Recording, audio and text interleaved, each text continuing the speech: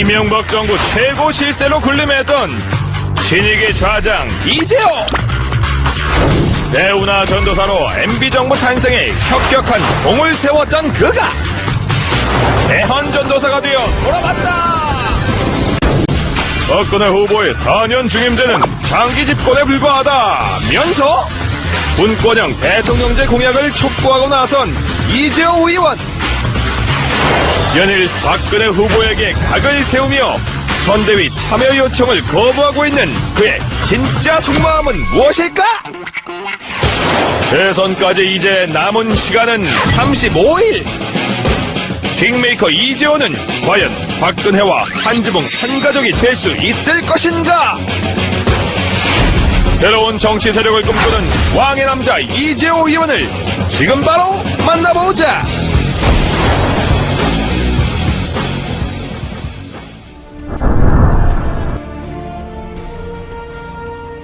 지금 대선 전국의 그 큰 국가적 이슈, 이게 없지 않습니까? 네. 이제 이명박 정부가 끝나면 과거 이제 군사 독재에서 문민정부로 끝나는 한 시기가, 그러니까 김영삼 대통령, 김대중 대통령, 노무현 대통령, 이명박 대통령.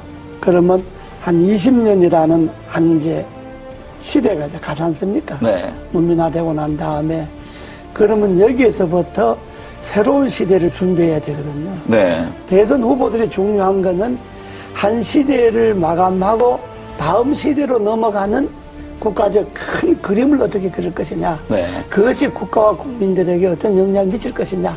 이 이야기를 해야 되는데 그 이야기에서 제가 몇 년 전부터 다음 시대는 개헌이고 네. 개헌의 방향 분권이다. 지금까지 우리나라가 권력의 문화가 지배해왔잖아요. 네. 그러니까 큰 권력이든 작은 권력이든 나라의 구석구석에 권력의 힘이 다 이게 미쳐서 그 권력의 힘에 뭔가 좀 가까운 사람만이 뭐 돈을 벌거나 자리를 차지하거나 뭐 이런 소위 나라 풍조가 되었잖아요. 네. 이제는 이러한 권력의 문화를 내려놓고 정말로 사람의 문화, 인간적인 문화가 나라 전반에 한번 골고루 퍼져야 된다. 그렇게 하려면 제일 중요한 게 우리나라에서 권력을 제일 많이 갖고 있는 사람이 대통령이잖아요. 네. 그러면 대통령부터 권력을 내려놓는 분권을 하는. 네. 그래서 대통령과 국회가 즉 행정부와 입법부가 분권을 하고 중앙정부가 지방정부가 분권을 하고 또 행정, 입법, 사법 이 3권에 있어서도 다시 한번 시대에 맞게끔 분권을 하는 그런 분권형 개헌이 이 시대의 정치개혁의 핵심이다. 분권을 하다 보면 4년 갖고는 정책이 연관성이 없어질 수 있으니까 한번 중림하는 게 좋다는 거고 분권을 하지 않고 4년 중림하자고 하는 거는 임기 연장에 불과한 거죠. 네. 정권 연장하거나 잘못하면 장기 집권하겠다는 것밖에 안 되니까 네. 그건 지난날에 우리 역사가 말하잖아요. 때문에 그냥 이 권력 이대로 4년 중임제 하자고 하는 거는 매우 위험한 발상이다. 이것이 지금 시대의 분권의 핵심이고 시대 정치개혁의 본질입니다. 여기에 한 정치인의 가치와 철학, 시대에 대한 안목, 미래에 대한 예견 이런 것들이 들어가서 분권형 개헌이 선진국으로 가고 대한민국 위상을 지킬 수 있는 길이다라고 하는 이 안목에서 출발해야지 단순히 권력을 잡기 위해서 이런 말을 하면 표가 좀 더 올 거다 덜 올 거다 이 생각을 해갖고 후보들이 이야기하면 안 되죠. 저는 뭐 개헌에 대한 분권형 개헌에 대해서 제일 좋기는 취임하고 1년 안에 하겠다든지 이런 확실한 공약이 제일 필요하지만은 그러니까 그거는 또 저 생각일 수가 있으니까 또 그렇게 생각하지 않는 사람일 수도 있으니까 일단 분권형 개헌을 비롯해서 취임 1년 안에 나라의 바람직한 방향으로 개헌을 하는데 이 시대의 흐름이 나눔이잖아요. 경제도 민주화하자 그러면서 왜 권력을 민주화 안 합니까? 제 의원들이 분권형 개헌 추진 국회의원 모임을 네. 하나 만들려고 여러 의원, 여야 의원들이 그 만들자고 제안이 많이 들어와서 네. 아마 곧 그게 옮겨질 거예요. 하나의 또 세력 개헌 행보의 종착점은 개헌이고요. 네. 분권형 개헌이 되게 하는 네. 게 종착점이고, 되면 뭐 저는 제가 주장하고 생각했던 것이 되면 그걸로 이제 정치인이 역할을 다 하는 거고, 네. 다만 정치인들에게만 맡겨서는 정치인들이 개인의 이해관계에 따라서 개헌을 생각하니까 국민들이 힘을 모아서 이 시대의 요구인 분권형 개헌을 하도록 하자. 네. 그래서 전국에 이제 한 4,000명 정도 모여서 창립대회를 했죠, 국민연합. 네. 그러고 이제 16개 시도 분권형 그 연합이 21일 날 이제 결성이 다 끝납니다. 지금 한 8개가 결성이 됐는데, 끝나면 각 시도, 시군 분권형 그 개헌 국민연합 대표들이 한 1박 2일 모여서 장시간 네. 토론을 할 겁니다. 대선에 네. 분권형 개헌 문제를 어떻게 할 것이며, 또 대선 후보들 간의 이 주장을 어떻게 관철시킬 것이냐 하는 것들을 아마 그 전국 시도연합, 시군연합 대표들이 모여서 네. 한 1박 2일 정도 세미나를 합니다. 국민연합의 대표들이 따로 있고, 국민연합은 내가 주장하는 가치와 철학을 그게 이 시대의 흐름에 맞다라고 생각하는 사람들이 네. 전국에 11만 명이 지난번에 개헌, 분권형 개헌 청원을 했잖아요. 네. 지금 서명 받은 게 한 100만쯤 됩니다. 네, 벌써 그렇게 늘었습니다. 예, 이게 네. 이제 300만 서명을 받으려고 하는데, 이 그 분권형 국민연합 그 각 시군 대표 이 사람들은 그 정치를 안 한 신인들도 많이 있고요. 정치권에 있었던 사람들도 있고. 네. 그러니까 정말로 이 분권이 맞다, 시대 흐름의 분권이 맞다라고 생각하는 일반 국민들이 참여를 해서 그 11만 명 쉽게 네. 발견해 서명 내서 우리가 개헌 국회 청원 나오고. 그렇다면, 그 일반적인 그런 제야단체, 뭐 국민, 뭐 연합, 뭐 이런 그 정치단체가 아니고 네. 하나의 가치를 두고 뭉친 그러니까요. 그런 그 시민들, 국민들 그러니까 정파를 모임이기 떠나서 때문에 가치 제안으로 하겠다는 그렇습니다. 말입니까? 모임이기 때문에 그거는 지금 발기인으로 그 개헌 청원한 것만 해도 12만 명이고 지금 거기에 서명한 가두 서명을 한 사람만 해도 100만 명이 100만 명. 넘으니까 아마 그 국민연합의 결정이 뭐 어느 정도 효과가 있을는지는 아직 모르겠습니다만은 그러나 대선 전국에 간과해서는 안 될 거예요. 그 서명한 회원들 100만 명 중에 앞으로 300만 명 서명을 받을 계획인데 다 안 된다 하더라도 그 서명한 사람 중 3분의 1만 어느 한 곳으로 표가 간다면 대단하죠. 그건. 영향을 미칠 수가 있죠. 네. 예.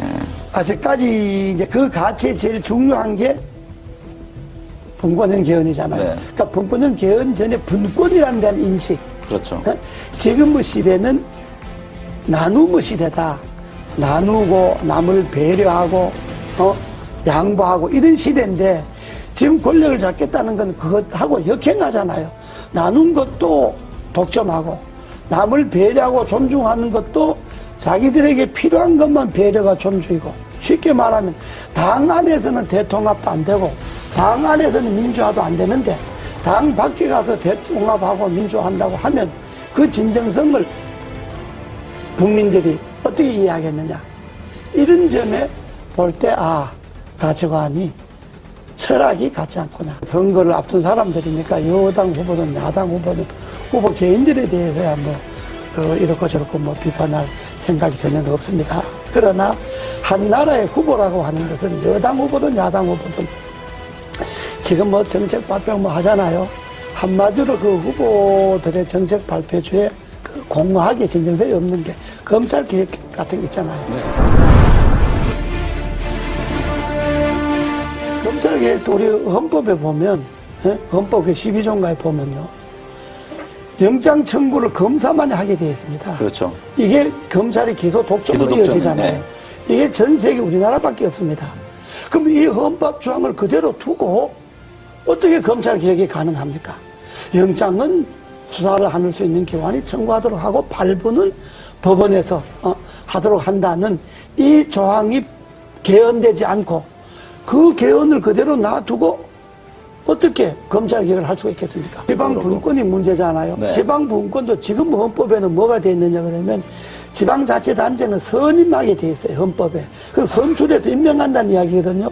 선임하게 돼 있으니까 지방 분권이 안 되는 거예요. 네.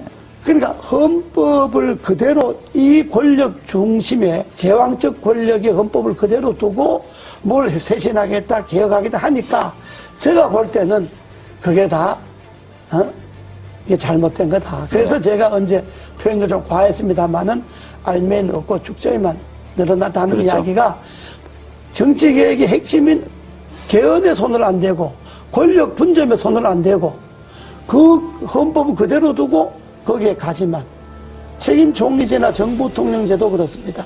현재 헌법을 그대로 두고 대통령이 총리를 임명하고 해임할 수 있는 권한을 갖고 있는데 어떻게 총리인데 권한이 갈 수가 있겠습니까? 한계가 있는 거죠. 저는 이번에 그 검찰 개혁에 있어서 핵심은 헌법에 소위 검사만이 영장을 기소 청구할 수 독점. 있다든지 네. 소위 기소 독점이 이거 없어져야 된다고 보는 것이 핵심이다. 예, 헌법 안에서 검찰의 그 독점 권한이 없어지지 않는 한은 그건 뭐 어떤 계획도 될 수가 없고 말씀을 지금 들어보니까 예. 경찰과 뭐 검사 수사를 두고 경찰 다투잖아요. 네.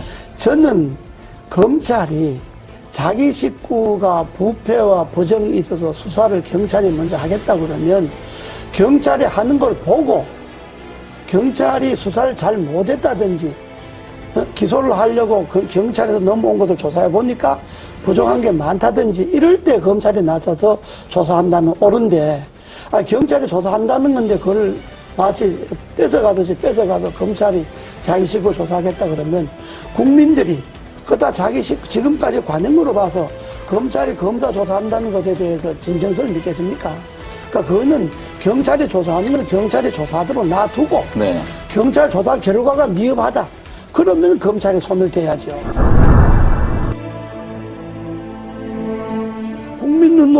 국민이 눈높이에 자기를 맞춰서 정치를 해야 되는데 되게 정치한 사람들 자기 눈높이에 국민을 보고 그렇다면 국민이 동의가 있으면 헌법도 무슨 뭐 국민의 동의가 있어서 개헌한다. 아니 당연히 국민이 뭐 안을 내야 동의를 하든지 반대하든지 하죠. 네. 국민들이 무슨 분권을 하라든지 뭘 하든지 안을 국민들이 냅니까? 정치권에서 이런 안을 내야 그래야 국민들이 동의를 하든지 반대를 하든지 하듯이 안도 안 내놓고 뭘 갖고 국민들이 동의를 합니까? 네. 그것처럼 그런 것이 다 국민들로 볼 때는 진정성이 없는 이야기다 이런 이야기.